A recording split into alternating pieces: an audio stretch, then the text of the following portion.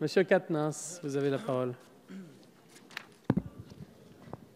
Merci Monsieur le Président. Comme j'ai dit précédemment, ce nouveau PLFSS est une réforme globale de la sécurité sociale et cette réforme que vous entendez mener revêt selon nous un caractère profondément injuste. Elle est injuste puisque vous voulez limiter les dépenses de la sécurité sociale, lui imposer des mesures drastiques d'économie qui augmenteront le coût des soins pour les plus fragiles. Elle est injuste puisque vous entendez revoir son financement en le faisant reposer non plus sur les cotisations sociales des salariés et des employeurs, mais uniquement sur la fiscalité des ménages. Cet article 7 supprime en effet les cotisations sociales des salariés et fait de la CSG le poste principal de financement de la sécurité sociale.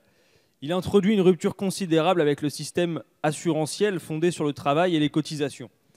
Ces cotisations sont la condition du paritarisme imaginé en 1945 et fondement de la démocratie sociale française. Nous craignons que cet article ait pour but final de réduire à néant la sécurité sociale dans les dispositions actuelles.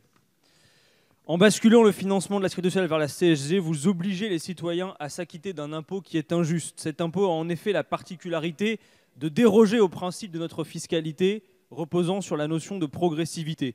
C'est-à-dire que ces taux s'appliquent quels que soient les revenus du contribuable.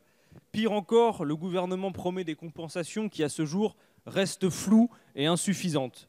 A l'inverse, les cotisations que vous supprimez affectent l'assurance maladie et représentent une perte de pouvoir d'achat indirecte pour les Français, puisqu'elles constituent, je le rappelle une nouvelle fois, leur salaire socialisé.